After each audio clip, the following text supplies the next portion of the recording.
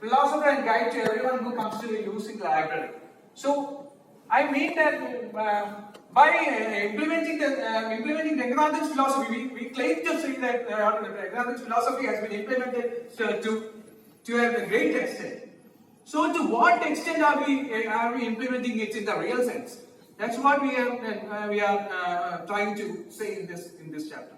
Because now plagiarism is the order of the day, isn't it? In the research arena, plagiarism is the order of the day. So what does Ranganathan say? Ranganathan says books are for use. What type of use? Books are for use for academic purpose, not for plagiarizing, isn't it? Plagiarism is a symptom of deeply entrenched academic culture that ultimately places tangible rewards. What I mean is that when we plagiarize a particular work, we'll get instant rewards, isn't it? We'll get instant rewards, but will it last for long? No, because as soon as the plagiarism software has checked for plagiarism, the rewards that were given to us will be taken back with interest, isn't it? Will be taken back with interest. I would like to cite the incidents of pro vice chancellor who was thrown out from his power owing to plagiarism of his theses. So that's the current scenario. So nowadays we need to check more than thrice whether we have plagiarized or not, isn't it? That's the importance of plagiarism in the modern day research. Next. So I have taken two definitions, one from UGC and one from a dictionary definition. According to UGC, the practice of taking someone else's work or idea and passing them as their own is called plagiarism. Means what? Means we have to take, we will be taking some idea from someone and presenting as our own without giving credit to the original author. So that way we are plagiarizing, isn't it? Actually we are hiding behind a mask by plagiarizing, isn't it? We are masking someone else's worth and we are trying to showcase their abilities as ours, isn't it? Because why? Because we lack the abilities. That is what we are trying to say to them, that we lack the ability and we are trying to mask this particular phenomenon in the front of others, saying that we have something which we don't have, isn't it? Librarians must identify the benefits that the society can expect, and means for delivering the benefit must also be identified. By librarians, what is the role of librarians in checking plagiarism? We know that we are trying hard to become at par with associate professor and assistant professor, isn't it? We are saying that we are teaching faculty, but how far we can make justice to that claim? If we don't know how to conduct research in a very sincere manner, then how can we say that we are par with teachers? Because 90% of the time spent by the teachers is not teaching but research, isn't it? If we are not focusing upon research, how can we say that we can be at par with teachers? So that's how this idea came from while reading the Ranganathan's philo, some like this. Okay. Ranganathan was of the view that preservation and storage of books essentially promote the use of books.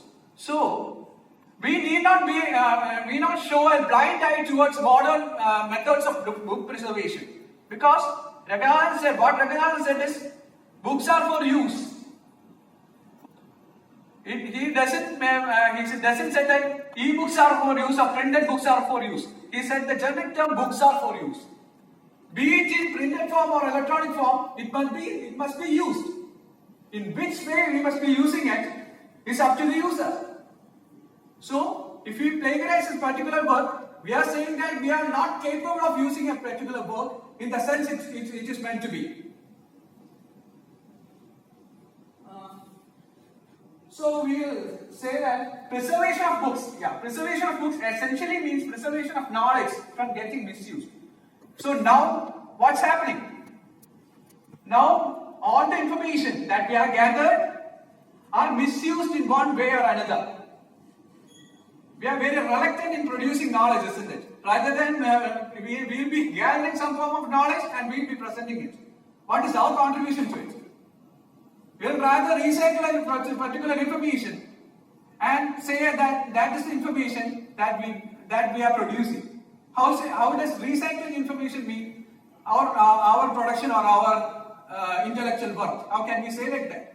It's just a recycling of information, isn't it? So that is not expected from a research scholar. He needs to produce information, not recycle information. Recycling, okay. He can make it in the background chapters, not as the main content. So right from the, we can take it from Ranganathan's idea only. We may not say that it's a purely new idea. So in order to be ever accessible to users, a library must adapt the changes in the user behavior and users' needs. According to Ranganathan, school of books must be constantly and supplement the school of practical experience. So what we have, Ranganathan says that school of books must supplement school of practical experience. Means the information that is contained in the books must be made in the practical sense. Then only the philosophy of Ranganathan will be reaching to the commoners.